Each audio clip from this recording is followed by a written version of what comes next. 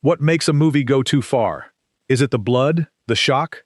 Tonight we are counting down 35 R-rated science fiction films that broke every rule, angered the censors, and sent audiences running for the exits.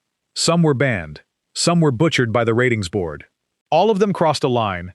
The only question is, how far is too far for you? Before we dive in, do us a quick favor. Smash that like button, share this video with a fellow film fan, and subscribe so you never miss a countdown. Number 35. Upgrade. A grieving mechanic named Gray is left paralyzed after a brutal attack that takes his wife. Then a tech genius offers him a computer chip called STEM, and everything changes. Released in 2018, this low-budget thriller stunned audiences with fight scenes unlike anything they had seen before. The chip moves Gray's body for him, and the camera locks onto him as he tilts and spins like a machine. In one kitchen fight, STEM takes over and carves through an attacker, while Gray screams in horror at his own hands. Faces are split open. Jaws are shattered. One man's head is nearly cut apart through the mouth in a single smooth motion. Director Leigh Whannell, the writer behind the Saw films, made it all for just a few $1 million, which makes the gore even more impressive. The violence is fast, cold, and shockingly graphic for such a small film. Critics called it the best surprise of the year, but many viewers admitted they watched the worst moments through their fingers. The twist ending is just as cruel as the action, leaving Gray trapped inside his own mind, while the machine wearing his body simply walks away. Number 34. Dredd. In a ruined future America, one judge acts as police, jury, and executioner all at once. The 2012 film follows Judge Dredd and a rookie partner as they climb a 200-story tower, run by a drug queen named Mama, played with quiet menace by Lena Headey. The drug in the story is called slow-mo, and it makes time crawl, so the movie shows its violence in beautiful, horrible slow motion. Bodies fall from the top floors and hit the ground while the camera refuses to look away. Skin ripples as bullets pass through it in loving detail. One victim is skinned and dropped from the tower while still alive. Heavy guns tear through entire floors of families just to kill one man. Star Karl Urban never removes his helmet once, honoring the comic in a way fans still praise today. Critics admired how honest it was about its own brutality, yet many viewers felt the slow motion turned pain into art in a way that felt wrong. The whole film unfolds across one long, blood-soaked day. It flopped in theaters, then became a cult legend, and fans spent a full decade begging for a sequel that never came. Enjoying the carnage so far? Take 1 second to like this video and subscribe, because the list only gets wilder from here. Number 33. Overlord. On the night before D-Day, American soldiers drop behind enemy lines and find a village hiding a nightmare. The 2018 film starts as a war movie, then turns into pure science fiction horror when the soldiers discover a secret lab beneath a church. Inside, scientists are injecting villagers with a serum that brings the dead back as monsters. One soldier finds his friend strapped to a table, changed into something that begs for death. A burned body with nothing below the waist wakes up and starts speaking. Heads twist, spines snap, and bodies swell into screaming weapons. Produced by J.J. Abrams, the film was rumored for months to be a secret entry in his Cloverfield series, and the mystery only made the hype bigger. The battle scenes are already graphic, with soldiers torn apart by gunfire. But the lab scenes push far beyond anything a normal war film would show. The effects team leaned on practical makeup instead of computer tricks, and it shows in every wet, ugly frame. Audiences expecting a history lesson got a gore-soaked creature feature instead. It earned its R rating twice over, and it still shocks first-time viewers today. Number 32. The Running Man. Imagine a game show where criminals fight for their lives while all of America cheers. That is the world of this 1987 film, starring Arnold Schwarzenegger as Ben Richards, a man framed for a massacre he refused to commit. Forced onto live television, he must survive professional hunters armed with chainsaws, flamethrowers, and razor-sharp hockey sticks. The kills are loud and gruesome. One hunter is cut down with his own chainsaw. Another is burned alive while the studio crowd roars with joy. The story comes from a book Stephen King published under his secret pen name Richard Bachman, though the film swaps the novel's grim tone for dark comedy, and that is exactly what upset people. Casting real game show legend Richard Dawson as the smiling evil host was a stroke of genius that critics still celebrate. It made murder feel like entertainment, then pointed the finger at the audience for enjoying the show. Years later, viewers realized how close real reality television came to this nightmare. Even the glittering game show set pieces, with dancers and merchandise stands, feel uncomfortably real today. The satire was sharp, the body count was high, and the ratings board made sure it carried a hard R. Number 31. Hardware. Deep in a radioactive wasteland, a scavenger finds the broken head of a military robot and brings it home as a gift. That gift quietly rebuilds itself inside his girlfriend's apartment. The 1990 film traps a young artist named Jill in her own home with a machine designed for one purpose: ending human life. The robot, called Mark 13, takes its name from a Bible verse warning that no flesh shall be spared, and the film treats that promise seriously. It injects poison, fires spinning blades, and slices one nosy neighbor apart in a doorway scene the censors fought hard to trim. Director Richard Stanley, still in his mid-20s, filled the movie with grime, sweat, and screaming metal until it felt like a nightmare you could smell, and he even landed rock legends Lemmy and Iggy Pop in small roles. British censors demanded cuts, and the American ratings board pushed back on the gore before finally allowing an R. The pounding industrial soundtrack only makes the apartment feel smaller. Made for almost nothing, it became a cult classic for fans who like their science fiction cruel, loud, and completely without mercy. Very few killer robot films have ever felt this genuinely nasty. Number 30. Cube. 6 strangers wake up inside a giant maze of connected rooms with no memory of how they got there. Some rooms are safe, others hide traps that kill in horrible ways. The 1997 Canadian film opens with a man stepping into the wrong room and being sliced into neat pieces by a wire grid. That single scene told audiences everything about what was coming. Faces are burned by acid. Bodies are pierced by hidden spikes. Worse than the traps is what the people do to each other as fear takes over. A trusted police officer slowly becomes the most dangerous thing inside the maze. First-time director Vincenzo Natali pulled it all off with a single 14-foot room, repainted in different colors to create the illusion of an endless, deadly labyrinth. A math student becomes the group's only hope, using prime numbers to predict which rooms want them dead. Made for a tiny budget, it became a worldwide hit and launched endless copycats around the world.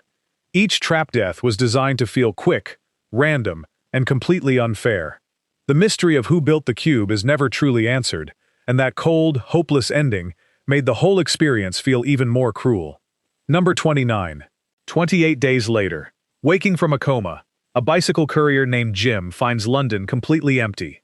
The 2002 film changed horror forever, with its rage virus, an infection that turns people into sprinting, screaming killers within seconds.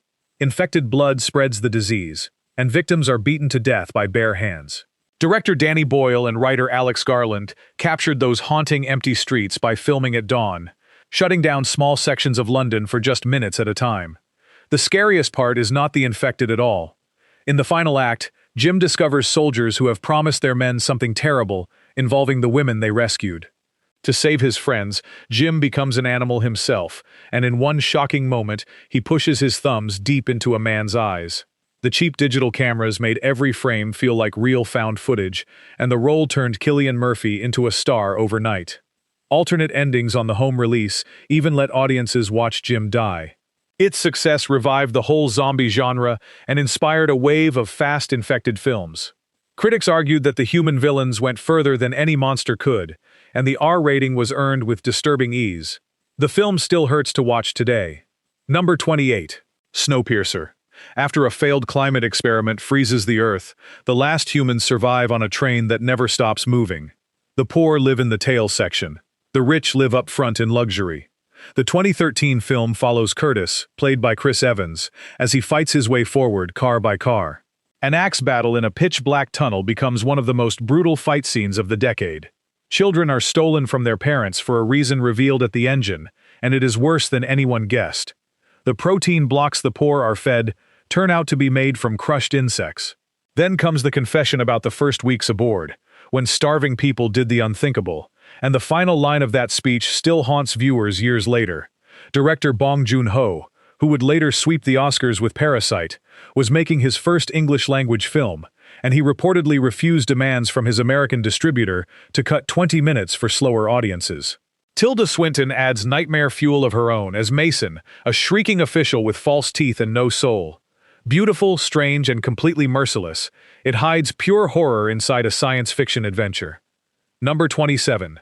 Brightburn. What if a child with unlimited power simply decided to be evil? A couple in Kansas finds a baby inside a crashed ship and raises him as their son Brandon. When he turns 12, something switches off inside him. The 2019 film takes the superhero origin story and drowns it in blood. Brandon shatters a girl's hand for embarrassing him at school. A woman pulls a shard of glass from her own eye in a diner scene many viewers simply could not watch, and it quickly became one of the most talked about gore moments of its year. A man's jaw is destroyed in a moment the camera shows in full. His victims cannot run, cannot hide, and cannot fight back, because he flies, burns things with his eyes, and moves faster than sound. Produced by James Gunn and written by members of his own family, the film was openly sold as the evil Superman story the big studios would never dare to make. It asks what parents owe a child who was never human, and the answer arrives with total cruelty. No superhero story had ever dared to go to these dark places before. Number 26. Logan. For 17 years, fans watched Wolverine slice his enemies off-screen in family-friendly films. Then 2017 arrived, and the claws finally showed what they really do. Set in a dying future, the film follows an old, sick Logan protecting a young girl named Laura, a child built in a lab to be a weapon. Heads are removed. Limbs fly across the screen. A little girl carves through grown soldiers while the camera holds perfectly steady. A kind farm family is slaughtered by a mindless clone in one of the most upsetting scenes in any comic book movie. Charles Xavier, once the world's greatest mind, now suffers seizures that freeze whole cities and hurt everyone near him. Hugh Jackman reportedly took a pay cut to protect the R rating after the success of Deadpool proved adult superhero films could work, and the movie leans on the classic Western Shane to devastating effect. Even the villains are just tired men doing a corporation's dirty work. Audiences cried at the ending, flinched through every fight, and watched it earn an Oscar nomination for its writing, a first for a superhero film. It was a farewell written in blood, and nobody who saw it has forgotten it. Number 25. Species. Government scientists mix human DNA with instructions received from deep space, and the result is a girl named Syl who grows into an adult within weeks. When she escapes, the 1995 film becomes a hunt across Los Angeles, as a team of experts races to find her before it is too late. The scientists watch in horror as she transforms inside a speeding train car, wrapped in a cocoon of slime, emerging changed and even more dangerous. Syl looks like a beautiful young woman, played by model-turned-actress Natasha Henstridge in her very first film, but she was designed by artist H.R. Giger, the same man who created the creature in Alien, and her true form is a nightmare of spikes and tendrils. Her mission is simple. She wants a child, and any man who fails her test does not live to talk about it. One suitor is killed mid-kiss when her tongue turns into a spear. Another dies in a hot tub the moment she senses something wrong in his blood. She learns everything about humanity from television, which explains a lot about her methods. The studio filled the hunting team with serious stars, including Ben Kingsley, Forrest Whitaker, and Michael Madsen, which made the wild subject matter feel even stranger. Critics attacked it as trash, yet it earned over $100 million worldwide and spawned 3 sequels. The final chase through burning tunnels beneath the city reveals the complete alien body, a design so disturbing that it still appears on lists of the scariest movie creatures ever made. The ratings board watched every frame closely, and the R rating barely held it all in. Director Roger Donaldson kept the pace racing like a thriller, which made the monster moments hit even harder. Composer Christopher Young wraps it all in a score that swings between romance and dread. Syl even suffers nightmares of her own alien nature, dream sequences designed by Giger himself that play like moving paintings. It went too far, and it sold tickets doing it. Number 24. eXistenZ. Video games in this world are not played with controllers. They are grown from mutant animal organs and plugged directly into your spine. The 1999 film from David Cronenberg follows game designer Allegra Geller, played by Jennifer Jason Leigh, and a nervous bodyguard, played by Jude Law, as they enter her newest creation and slowly lose track of what is real. Cronenberg reportedly began writing it after thinking about artists forced into hiding by death threats, and the film opens with exactly that, an assassination attempt at a game demonstration using a pistol grown from bone. Players connect through bioports, holes drilled into their lower backs, and the game pods twitch and breathe like living creatures. A gas station attendant, played by Willem Dafoe, installs black market ports with a tool that looks borrowed from a horror film. In the most famous scene, a character assembles a pistol from the bones and gristle of a strange fish dinner, then fires human teeth as bullets. A restaurant serves a special dish that is clearly still moving on the plate. Infected pods, twitching tools, and tongues of flesh fill the screen until viewers shift in their seats. Beneath the body horror is a question that feels bigger every single year. If a game felt completely real, how would you ever know you had stopped playing? Released the same year as The Matrix, it explored similar ideas in a far more disturbing way and confused audiences expecting action. Every game world hides another underneath it, and characters change accents and personalities the moment a new level loads, so even they cannot say which self is the original. Cronenberg has described it as a deeply personal story about an artist held hostage by her own audience. It failed at the box office, but time has been kind to it. And its final scene, where characters beg to know if they are still inside the game, now reads like a warning about our entire digital world. The R rating covered strange violence and deeply unsettling imagery, and Cronenberg never reveals where the game truly ends. Number 23. District 9. A massive alien ship stalls over Johannesburg, and instead of invaders, humanity finds refugees. 20 years later, more than 1 million aliens live in a slum called District 9, and the 2009 film follows a cheerful government worker named Wikus as he evicts them from their shacks. Then he sprays himself with a strange alien fluid, and his arm begins to change. Filmed like a documentary, the movie shows the transformation in sickening detail. Fingernails fall off. Teeth come loose. Skin peels away to reveal alien flesh growing underneath. Once his new arm can fire alien weapons, the government straps him to a table and forces him to shoot living creatures for testing, while scientists calmly discuss cutting him apart while he is still awake. Street gangs believe eating alien body parts will grant alien power, and they want his arm most of all. The alien guns do not leave simple wounds.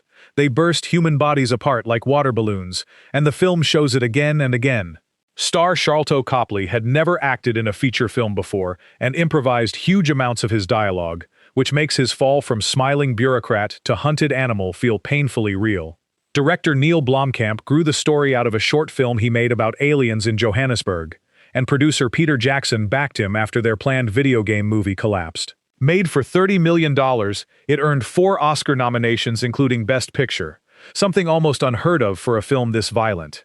Beneath the gore is a painful story about how people treat outsiders, inspired by real events in South Africa during the years of forced removals.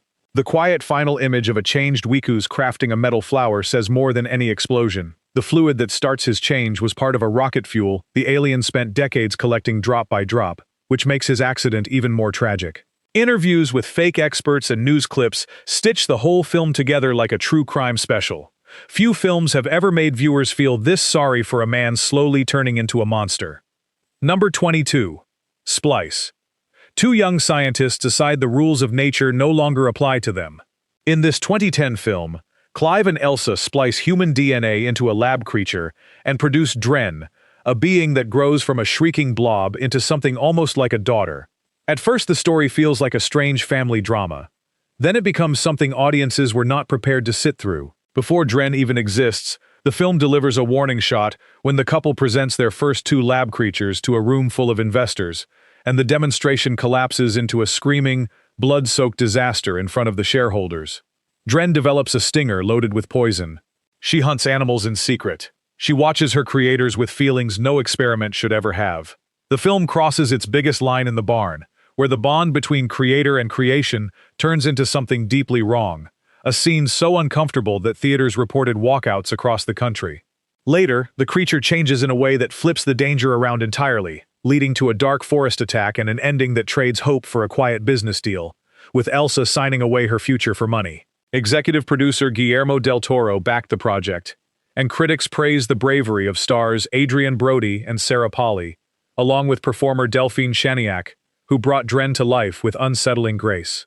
A major studio bought the film after a festival screening and pushed it into thousands of theaters, where general audiences had no idea what was about to hit them.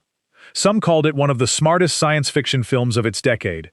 Others called it flat-out disgusting and demanded refunds at the counter. The ratings board stamped it with a firm R for disturbing content, and even that felt generous to some viewers. Even the lab sets feel wrong, all glass and dim blue light, like an aquarium where the fish study you back. The title itself became shorthand online for science that should have stopped one experiment sooner.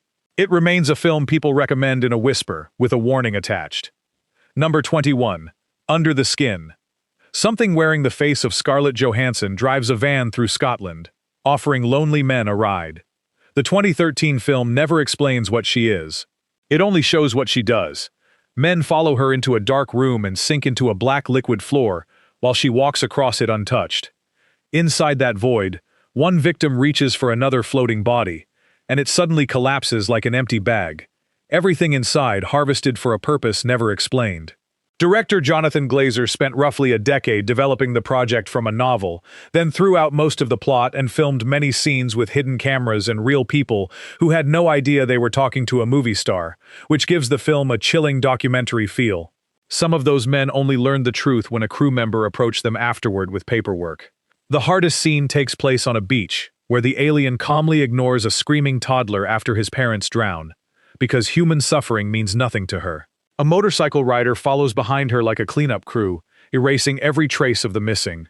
There is no comforting music, just a droning, scraping score by composer Micah Levi that feels wrong inside your chest, and is now considered one of the greatest of its century. Slowly, the creature begins to wonder what being human actually means. Her curiosity leads to an act of kindness toward a lonely, disfigured man, and that single choice starts her downfall. The final scene in the snowy woods is both sad and horrifying, as an attacker tears her disguise and reveals what was underneath all along, ending in fire and falling snow. Johansson reportedly took the role for a fraction of her usual fee, wearing a cheap black wig and a borrowed fur coat, hiding one of the most famous faces on Earth in plain sight on cold Glasgow streets. It earned almost nothing in theaters, but critics now rank it among the finest science fiction films ever made. Plenty of viewers still turn it off within 20 minutes, and both reactions feel completely correct. Number 20. Annihilation. A meteor strikes a lighthouse, and a shimmering wall of color begins to grow across the coastline. Everything inside it changes. The 2018 film, based on the novel by Jeff Vandermeer, sends 5 women, including a biologist played by Natalie Portman, into the shimmer to learn why no team has ever returned.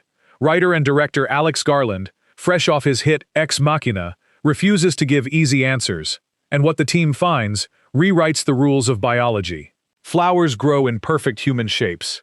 An alligator carries rows of shark teeth. Then the team discovers a video left by the last expedition, showing a soldier's stomach opened up to reveal his insides moving like independent living creatures. Later they find what remains of him spread across a pool wall like a living painting. The film's most famous horror is the bear, a rotting beast that absorbed the dying scream of a team member, so it cries for help in her stolen voice while hunting her friends. That scream, coming from that mouth, broke audiences everywhere. Each woman carries her own private wound into the shimmer, and the film quietly suggests they all volunteered because part of them wanted to disappear. The studio reportedly panicked after test screenings and pushed for a softer, friendlier cut, but the director refused to change his ending. The final act inside the lighthouse abandons normal storytelling completely, as Portman's character meets a faceless mirror being that copies her every move in a long, wordless dance that ends in fire. Some viewers call it genius. Others call it nonsense. Nobody calls it forgettable. Its own distributor considered it too strange and too smart for global theaters, selling it straight to streaming in most countries, a decision fans still argue about. The team's physicist finally explains the shimmer as a prism that refracts everything, not just light but DNA itself, mixing every living thing inside like paint. Even the beautiful moments feel poisoned, which is exactly the point. Years later, it stands as proof that big-budget science fiction can still be truly frightening. Number 19. Possessor. Assassins in this world do not pull triggers themselves. They hijack other people's bodies through brain implants and force them to do the killing. The 2020 film from Brandon Cronenberg, son of body horror legend David Cronenberg, follows Tasia Voss, played by Andrea Riseborough, a corporate killer, slowly losing her grip on her own identity. Between missions, she practices being herself, rehearsing smiles and dinner-table small talk with her family, like an actress learning lines. Her latest job places her inside the mind of a young man named Colin, played by Christopher Abbott, whose days are spent spying on strangers through their own cameras for a data company. The target is Colin's rich future father-in-law, played by Sean Bean, and when Colin starts fighting back for control of his own skull, the film becomes a war between two people trapped inside one body. The violence is filmed with a stillness that makes it worse. One attack with a fireplace poker goes on and on without a single cutaway. Teeth are destroyed on camera. Eyes do not survive the story. A face is peeled away in a dream sequence that fans still discuss with a shudder, as one identity tries to wear the other like a mask. In North America, it was released uncut without a standard rating, because the director refused to trim a single frame, and it was even marketed with the word uncut in the title as a badge of honor. Voss returns to her own body through a ritual phrase, and a final act the borrowed body must perform on itself. And every mission ends with her handlers testing whether the woman who woke up is still really her. Critics praised it as one of the most striking science fiction films of its year, a cold study of identity wrapped in unforgettable gore. Audiences either loved it or could not finish it. The ending, involving a child and a final test of whatever remains of Tasia's soul, stands among the bleakest in modern cinema. It is brilliant, it is beautiful, and it absolutely refuses to look away. Number 18. Titan. Winner of the top prize at the Cannes Film Festival, this French film proved that award winners can be more extreme than any slasher. The 2021 story follows Alexia, a dancer who survived a childhood car crash and now lives with a metal plate in her skull. She kills without warning, using a sharpened hairpin, and one house invasion turns into a chain of murders played almost as dark comedy as more and more roommates keep appearing. Her strangest secret is her bond with cars, which the film pushes into territory no mainstream movie had ever touched, leaving her body changed and slowly leaking motor oil. On the run, she disguises herself as a man's long-lost son, breaking her own nose against a sink and binding her changing body in scenes that are genuinely painful to watch. The lonely fire captain who takes her in, played by Vincent Lindon, becomes the heart of the film, a grieving man injecting himself daily to keep his aging body strong, choosing to love a stranger no matter what she turns out to be. Director Julia Ducournau, who had already shocked the world with a cannibal coming-of-age film, became only the second woman in history to win the festival's top prize. Lead actress Agathe Roussel had never starred in a film before, which makes her fearless performance even harder to believe. Audience members reportedly fainted at festival screenings, and stories of walkouts followed it around the world. Critics were just as divided, with some calling it a masterpiece about family and flesh, and others calling it shock for the sake of shock. It carries a hard R rating in America for graphic violence and disturbing material, and its final scene in a motel room pushes body horror somewhere completely new. Between the horror, the film finds strange tenderness in a firehouse dance, and in two broken people slowly choosing each other. Its title refers to the metal in her head, titanium, the one part of her that never changes. Nothing about it is safe, and that is exactly why it won. Number 17. Crimes of the Future. In a future where pain has almost disappeared, surgery becomes the newest art form. The 2022 film from David Cronenberg follows Saul Tenser, played by Viggo Mortensen, a performance artist whose body keeps growing brand new organs that should not exist. His partner, played by Léa Seydoux, removes them on stage in front of crowds who watch operations the way we watch concerts. The film opens with one of the most disturbing scenes in recent memory, involving a mother, her strange little boy, and a pillow, setting a tone that never once softens. The boy eats plastic like candy, and his small body later becomes the centerpiece of a public autopsy that pushed festival audiences past their breaking point. Machines built from bone and cartilage cradle sleeping people, while blades do their quiet work. Characters find comfort in wounds, and the film's most quoted idea declares that surgery has become the new intimacy. Kristen Stewart nearly steals the film as a twitchy government clerk from the National Organ Registry, whispering her lines like someone confessing a crime, hungry to get closer to Saul's strange fame. One performer has sealed his eyes and mouth and covered his entire body with human ears, dancing on stage as a living sculpture. At the Cannes premiere, reports claimed viewers walked out within the first few minutes, exactly as Cronenberg predicted before the screening even began, while the film itself received a long-standing ovation. It marked his return to pure body horror after 2 full decades away, and it was filmed in the crumbling streets of Athens, which looked like the end of the world already arrived. Beneath the shock sits a serious idea about bodies adapting to a poisoned planet, with humans slowly evolving to digest the plastic waste we created. Mortensen plays Saul as a man in constant quiet pain, coughing and choking in a hooded cloak like a monk from a future religion, and somehow makes it all feel tender. Many walked out. The ones who stayed saw one of the strangest visions ever filmed. Number 16. Infinity Pool. Wealthy tourists at a luxury resort discover a loophole that changes everything about consequences. In this 2023 film, the fictional country of Litolka executes criminals. But for the right price, the rich can have a perfect double created and punished in their place. A struggling writer named James, played by Alexander Skarsgård, takes the deal after a deadly late-night driving accident, and watching his own copy die awakens something rotten inside him.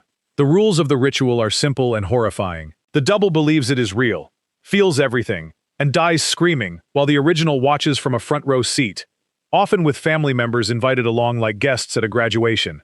Director Brandon Cronenberg fills the screen with hallucination sequences, masked pagan rituals, and wild drug-fueled parties that had to be trimmed before release. The original cut received the dreaded NC-17 rating, and the studio carved it down to a hard R just to reach theaters, which tells you exactly how far the full version goes. Mia Goth delivers a terrifying performance as Gabby, the woman who pulls James deeper into a circle of bored rich tourists who treat crime as a vacation activity, since only their doubles ever pay the price. Her mocking, sing-song taunting of James across a parking lot became instantly famous online, repeated endlessly in clips and edits. One scene involving a leash and a broken, crawling man became infamous just as fast. The question haunting the film is simple and horrible. If you watched yourself executed, would the person walking out of that room still be you? By the final shot, James sits alone at the empty resort in the pouring rain, unable to board the plane home, because whatever he was before never left that country. Critics praised its nerve, audiences argued about its meaning, and the ratings board truly earned its paycheck. Skarsgård spends the back half of the film crawling, sobbing, and stripped of every shred of dignity, a movie star volunteering for total humiliation. It is a vacation movie designed to ruin vacations forever. Number 15. A Boy and His Dog. Long before Mad Max, the wasteland belonged to a teenager named Vic and his telepathic dog Blood. The 1975 film, based on an award-winning story by Harlan Ellison, follows the pair across a bombed-out America in the year 2024, where food is the only currency that matters. Blood is the smart one, sarcastic and cold, educated in history and strategy, while Vic, played by a young Don Johnson years before his television fame, thinks only of his own appetites. Their banter is funny until you realize what they are actually discussing, because Vic hunts women across the ruins, and the film never once pretends he is a hero. Character actor L.Q. Jones directed it for pocket change, and the dog, a talented collie named Tiger, delivers one of the best animal performances ever filmed. When a girl named Quilla June lures Vic into an underground city called Topeka, things somehow get worse. The people below wear painted clown faces, pipe in fake bird song, and run their buried town like a twisted, old-fashioned small-town fantasy, complete with marching bands and public announcements. Their leader, played by screen legend Jason Robards, calmly sentences troublemakers to the farm, a polite phrase for something permanent. They need Vic for one purpose only, producing new citizens, and they strap him to a machine while wedding music plays on repeat. Vic escapes with Quilla June and returns to the surface, where Blood lies starving and close to death. The final scene presents an impossible choice between the girl and the dog, and the film's last line, a dark joke about love and sacrifice, remains one of the most shocking endings ever put on film. Ellison himself reportedly hated that closing joke. It won a major science fiction award anyway, influenced every wasteland story that followed, and the creators of the Fallout video games have named it as a direct inspiration. Decades of arguments about its politics have never settled, and the film seems perfectly happy about that. Few movies have ever ended this cold. Number 14. Death Race 2000. Every year, America gathers to watch the transcontinental road race, where drivers score points by running over pedestrians. The elderly are worth the most points of all.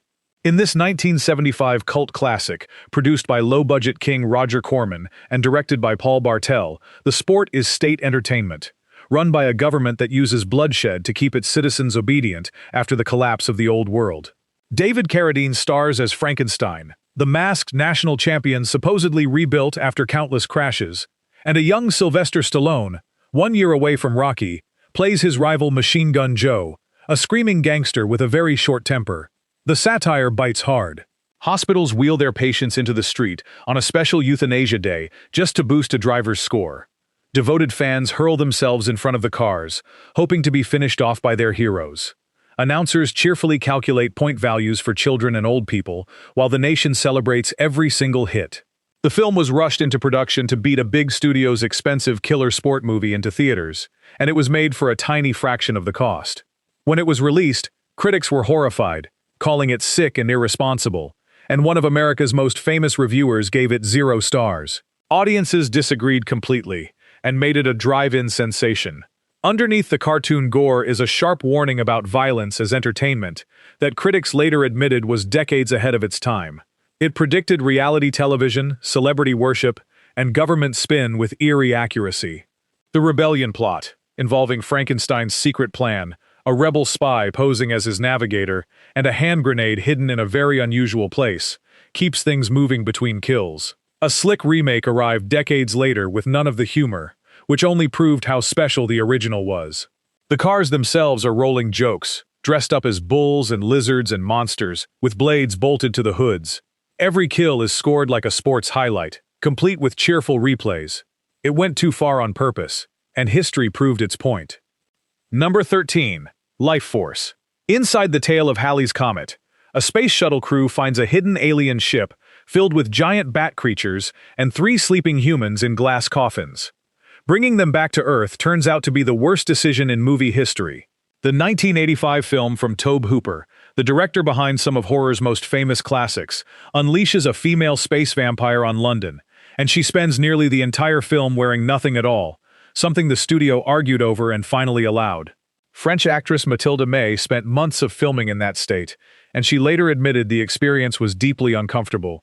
Her victims are drained of their life energy, leaving shriveled husks that later burst back to life hungry for more. The draining scenes show blue lightning tearing energy from screaming bodies, and one husk sits up in the middle of its own examination in a moment that made theater audiences jump from their seats. The screenplay came partly from Dan O'Bannon, the writer of Alien, working from a pulp novel called The Space Vampires, and the production was the most expensive gamble its studio had ever made. A young Patrick Stewart, years before his starship fame, appears as a doctor whose body is taken over in one of the film's strangest scenes. By the final act, London has collapsed into complete chaos, with thousands of husks stumbling through burning streets, as rivers of stolen life pour into the alien ship hovering above the city. Made for around $25 million, a huge sum at the time, it flopped hard and confused critics who could not decide if it was brilliant or insane. Time has answered that question with both. The American cut was trimmed for pacing and content, while overseas audiences saw even more. The mix of adult content, graphic effects, and end-of-the-world spectacle pushed its R rating to the absolute limit. Even the special effects team seemed possessed, building glowing skeletal puppets that still unsettle viewers.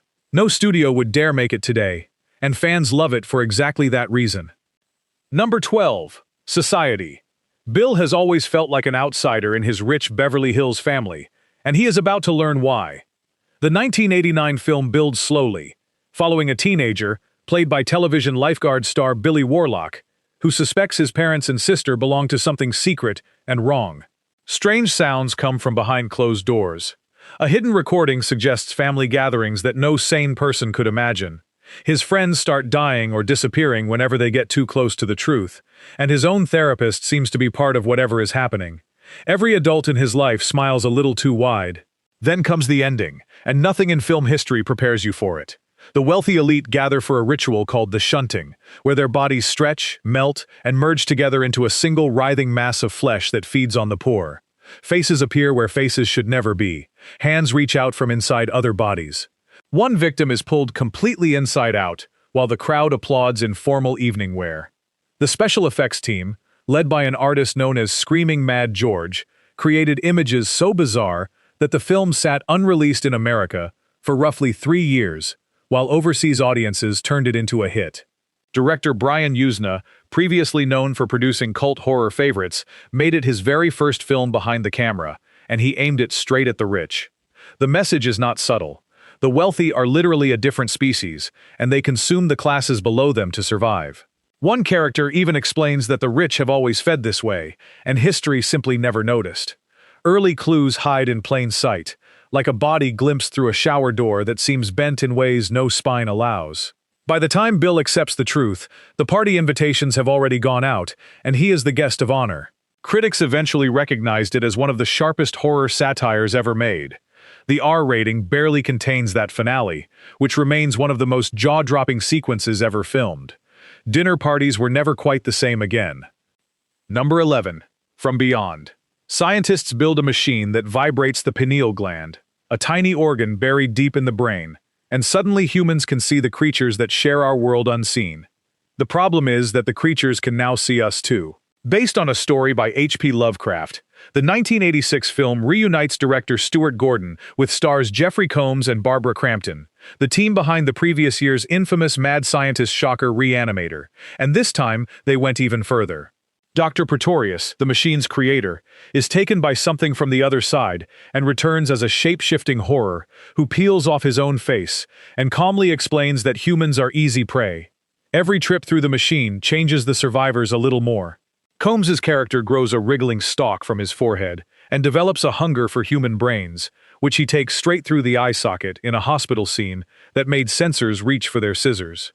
The original cut was far too much for an R rating, and the filmmakers trimmed the worst moments frame by frame to avoid the dreaded X, with the missing footage restored only decades later for a special release.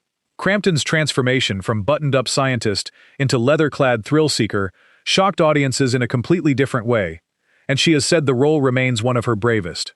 Horror favorite Ken Faree brings unexpected warmth as a bodyguard who deserves a far better assignment, and the whole film was shot in Italy on candy-colored sets soaked in glowing pink light. Slime, melting bodies, and swollen flesh fill every frame until it all feels like a fever dream that someone accidentally recorded. The ending leaves the last survivor screaming in a hospital, insisting the creatures are still waiting, and the film gives no reason to doubt it. The glowing resonator machine hums like a living thing, and every time someone switches it on, the audience braces for what the light will bring. It is gross, wild, and strangely fun, proof that the 80s never believed in holding back. Number 10. Scanners. Certain people in this world are born with terrifying mental powers, able to read thoughts, control minds, and tear bodies apart without ever touching them. The 1981 film from David Cronenberg introduced audiences to scanners, and barely 4 minutes in, it delivered the most famous head explosion in cinema history.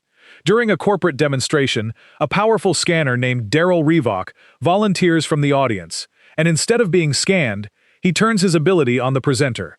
The man's head simply bursts apart in full view of the camera. The effect was created by packing a plaster skull with leftovers and firing a shotgun at it from behind, and the result was so shocking that it became the film's poster, its legend, and its curse. Everything after exists in the shadow of that moment, but the finale goes even further as two scanner brothers duel with nothing but their minds. Veins swell and split open, eyes turn white and weep blood. Flesh smokes from the inside as each man tries to burn out the other's brain. The story reveals that a drug given to pregnant mothers created the scanners decades earlier, and a shadowy security corporation now wants to weaponize the children it accidentally made. Cronenberg famously shot the film in a desperate rush without a finished script, writing scenes at dawn before filming them that afternoon, and he has called it one of the hardest experiences of his career. Michael Ironside delivers pure menace as Revock, leader of a scanner underground with big plans for the human race, and the role launched him as one of cinema's great villains. The ratings board demanded trims to the gore before granting an R, and the film still spawned an entire franchise of sequels and spin-offs. Stephen Lack, cast as the heroic scanner, drew criticism for his stiff acting, yet even that oddness now feels like part of the film's strange chill. That head scene appears on every list of shocking movie moments, more than 4 decades later. Some images simply never lose their power. Number 9. Starship Troopers. Humanity is at war with giant alien bugs, and the news broadcasts could not be happier about it. The 1997 film from Paul Verhoeven follows fresh young recruits into a meat grinder of a war, and it shows exactly what giant claws do to human bodies. Soldiers are sliced in half, drained through the skull, and torn apart by swarms in battle scenes that push 90s special effects to their absolute limit. The brain bug feeds by piercing a victim's head and drinking what is inside, shown in complete detail on a fallen general. A training accident puts a bullet through a recruit's helmet on live camera, while the instructor barely reacts. An entire outpost is discovered slaughtered, its defenders drained and scattered, in a sequence that plays like pure horror. The famous shower scene made headlines for showing recruits of every kind together, treating it as completely normal military life. Here is the part audiences missed. Verhoeven, who grew up in an occupied country during World War II, designed the entire film as a warning about fascism, dressing his shiny young heroes in uniforms inspired by history's villains, and stuffing the story with cheerful recruitment clips that invite viewers to learn more. The source novel took its military society seriously, but the director flipped it into mockery, which enraged fans of the book. Critics at the time thought he was celebrating the very thing he was attacking, and the film was widely dismissed as a brainless, ugly spectacle. The gore had to be trimmed just to avoid an even harsher rating, and the final scene of smiling propaganda still lands like a slap. The cast of impossibly pretty young stars was chosen on purpose, soap opera faces marching happily into a war machine, and the film keeps asking why the audience is cheering along with them. Decades later, it is taught in film schools as one of the sharpest satires ever made, and its cast has embraced the joke. The bugs were never the real monsters, and the film quietly dares you to notice that. Number 8. Total Recall. Is it a memory, or is it real? A construction worker named Douglas Quaid pays for an implanted vacation to Mars and wakes up in the middle of a deadly conspiracy. The 1990 film pairs Arnold Schwarzenegger with director Paul Verhoeven, and together, they made one of the most violent blockbusters ever released. Quaid uses an innocent bystander as a human shield during a subway shootout, and the body jerks with every hit. A villain loses both arms in an elevator, followed by a cheerful one-liner. On the Martian surface, faces swell and eyes bulge in ways that haunted a generation of young viewers who saw it far too early. The film was reported at the time to hold a record for on-screen deaths, and the ratings board threatened it with an X until careful cuts brought it down to an R. The story began as a short tale by science fiction legend Philip K. Dick, and the script bounced around Hollywood for over a decade, with dozens of drafts before Schwarzenegger personally pushed a studio to buy it and hand Verhoeven the keys. The budget swelled to among the largest ever spent at that point, and every dollar shows up on screen in massive practical sets and puppet effects.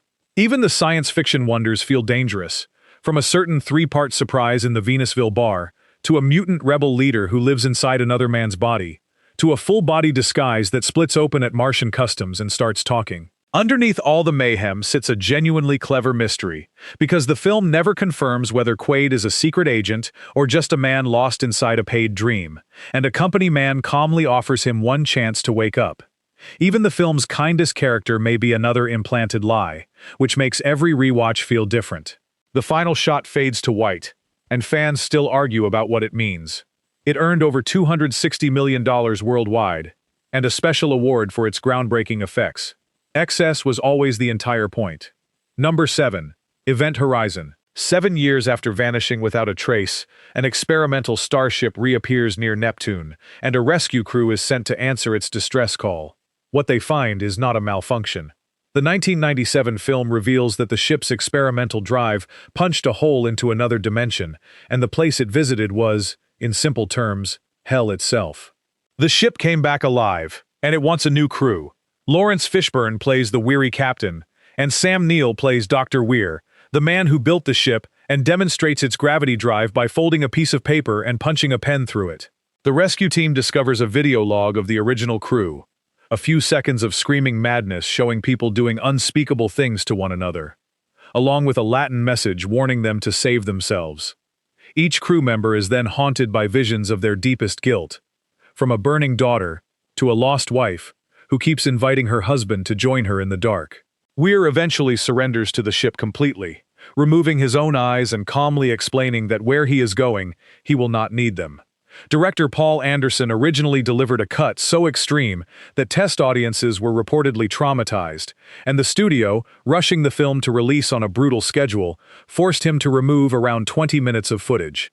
That lost footage has never been fully recovered, and one famous story claims some reels later turned up ruined in a European salt mine, which only deepened the legend.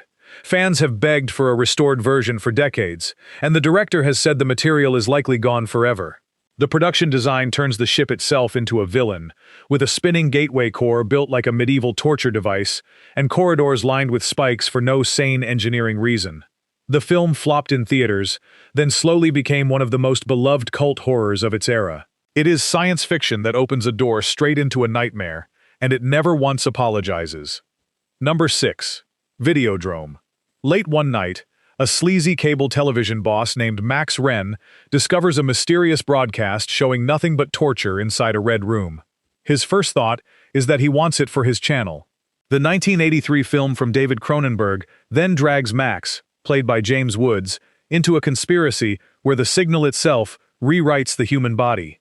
Watching the broadcast causes a growth in the brain that blurs reality, and the film soon stops separating hallucination from truth. A television set swells, breathes, and pulses as Max presses his face into the glass. A slot opens in his stomach, and a pistol is pushed inside for safekeeping. Later, his hand and that pistol fuse into a single weapon of flesh and metal. His girlfriend, played by Blondie singer Debbie Harry, burns herself with cigarettes for pleasure and auditions for the torture show like it is a dream job. The makeup effects came from Rick Baker, one of the greatest artists in movie history, who made televisions bleed and bodies open like doorways. A mysterious media prophet who appears only on recorded tapes was inspired by a real Canadian professor, famous for his theories about television changing mankind. The story splits into rival conspiracies, one using the signal to punish viewers it considers filth, the other preaching that flesh and screen were always meant to merge. Harry, then one of the most famous singers alive, shocked her fans by choosing this as a first major film role. Censors trimmed the film, the studio barely released it, and it bombed completely, earning back only a fraction of its budget. Then home video gave it eternal life, which feels fitting for a movie about screens consuming their viewers. Its famous closing line about the new flesh became one of science fiction's most quoted moments, whispered before an act the camera does not flinch from. Critics now rank it among the greatest films ever made about media, decades before the internet proved its point. Every scroll and stream today makes it feel less like fiction and more like prophecy. Number 5. Alien. Deep space commercial haulers answer what they believe is a distress signal, and science fiction is never the same again. The 1979 film from Ridley Scott traps the 7 crew members of the Nostromo with a creature designed by artist H.R. Giger, a being that looks like a nightmare about machinery and biology having a child together. The scene everyone remembers happens at dinner. Crew member Kane, recovered after a spider-like creature attached itself to his face, suddenly convulses on the table, and something bursts out of his chest in a fountain of red. The cast knew what the scene involved, but not how extreme the effects would be, and actress Veronica Cartwright's horrified reaction on screen is completely genuine. The creature itself was played by a design student over 7 feet tall, discovered by chance in a bar, whose impossibly thin frame made the monster feel wrong in a way no costume had before. From there it grows, and picks off the crew one by one in the dark corridors, while the ship's science officer reveals a loyalty that has nothing to do with keeping humans alive. His breakdown, involving a rolled-up magazine and a spray of white fluid, is its own kind of disturbing, since he was never what he appeared to be. Giger's designs filled the film with imagery critics have described as deeply adult, hiding uncomfortable shapes inside every wall and creature, and the studio was nervous about all of it. Executives wanted the chestburster toned down. Scott refused to blink, and the scene became the most famous shock in science fiction history. Sigourney Weaver, a complete unknown, walked out of the wreckage as Ripley, one of cinema's greatest heroes. Even the ship feels hostile, a dripping industrial maze designed to hide the creature in every shadow, and the slow burn first hour makes the horror land twice as hard. The famous tagline warned that in space, no one can hear you scream, and the film spends 2 hours proving it. The result earned an R rating, an Academy Award for visual effects, and a permanent place in movie history. Number 4. The Fly. A brilliant scientist invents teleportation, tests it on himself, and never notices the housefly that slipped into the pod beside him. The 1986 film from David Cronenberg then documents, in loving detail, exactly what happens as Seth Brundle's body slowly merges with the insect. Jeff Goldblum begins the film charming and brilliant. He ends it as something the makeup team called Brundlefly, a wet, twisted creature held together by fading hope. First his skin blotches, then fingernails peel away at the workbench. Teeth drop into the bathroom sink, and he begins storing his lost human parts in the medicine cabinet, which he darkly calls a museum of his old life. To eat, he vomits digestive fluid onto his food, and the finale shows that process used on a screaming victim's hand and foot. An arm wrestling bet in a bar ends with a snapped bone tearing through skin. His girlfriend Veronica, played by Gina Davis, dreams of giving birth to a giant squirming larva in a scene audiences never forgot, and the doctor in that nightmare is played by Cronenberg himself. Comedy legend Mel Brooks secretly produced the film through his company, keeping his name quiet so audiences would take the tragedy seriously. Many critics have read the story as watching a loved one die slowly of a terrible illness, which made it land even harder with audiences of its decade. Goldblum and Davis were a real couple during filming, and their easy chemistry makes the collapse hurt far more than any monster movie has a right to. Cronenberg insisted the audience track every stage of the sickness, so the makeup was built in careful steps, each one a little further from human. Beneath the horror sits a heartbreaking love story, which is why critics call it the rare remake that towers over the original. The Academy gave it an Oscar for makeup, and the final scene, where the broken creature silently begs for mercy with a shotgun barrel, is pure tragedy. Viewers left theaters feeling sick and sad at the same time, and that combination has never worked better anywhere. Number 3. The Thing. Antarctica, winter, 1982. An American research station takes in a sled dog fleeing a Norwegian helicopter, and by nightfall the dog reveals what it really is. John Carpenter's masterpiece unleashed practical special effects that still stun viewers today, all created by a 22-year-old artist named Rob Bottin, who worked so relentlessly that he ended up hospitalized from exhaustion. The creature imitates any living thing perfectly, so the men of Outpost 31 can no longer trust their own friends. The kennel scene shows the dog's face peeling open into a flower of teeth and tentacles. Later, a man's chest collapses into a giant mouth during a rescue attempt and takes the doctor's arms at the elbows. A severed head sprouts spider legs and quietly walks away, prompting the film's most famous line of stunned disbelief. The blood test scene, where a heated wire exposes the imposter one sample at a time, remains one of the most suspenseful sequences ever filmed. Kurt Russell anchors it all as the helicopter pilot MacReady, slowly realizing that the last man standing might not be a man at all. Legendary composer Ennio Morricone provided the cold, throbbing score, imitating Carpenter's own style so well that fans still mix up who wrote it. Critics in 1982 destroyed the film, calling it disgusting junk, and audiences chose a friendly alien film released that same summer instead. It bombed so badly that Carpenter lost other projects over it. Time reversed everything. It now ranks among the greatest horror films ever made, studied for its effects, its paranoia, and its perfect, hopeless ending, where two exhausted survivors share a drink in the burning ruins, unable to trust each other. Carpenter has called it the first part of his Apocalypse trilogy, and its remote setting strips away every escape route, since the nearest help is 1,000 frozen miles away, and winter has only started. Fans still study their frozen breath for clues about who is human. The gore went too far for its era. The era eventually caught up. Number 2. RoboCop. Old Detroit is collapsing, crime owns the streets, and a corporation now runs the police force. The 1987 film from Paul Verhoeven begins with two scenes so extreme that the ratings board rejected the movie again and again, close to a dozen times by some accounts, before cuts finally earned an R. First, a boardroom demonstration goes wrong when a giant enforcement robot malfunctions and empties its cannons into a young executive long after he has fallen. Then Officer Alex Murphy is cornered by a laughing gang that takes him apart with shotguns, piece by piece, in a scene that still makes first-time viewers look away. The corporation rebuilds what remains of him into RoboCop, a machine with a dead man's memories leaking through the programming. Peter Weller trained with a mime coach for months to create the character's smooth mechanical movements, then nearly cooked inside a suit so heavy and hot that he lost pounds of water weight every day of filming. The violence never slows down. A criminal is drenched in toxic waste and melts as he stumbles across the road, reaching out for help before a speeding car ends his suffering.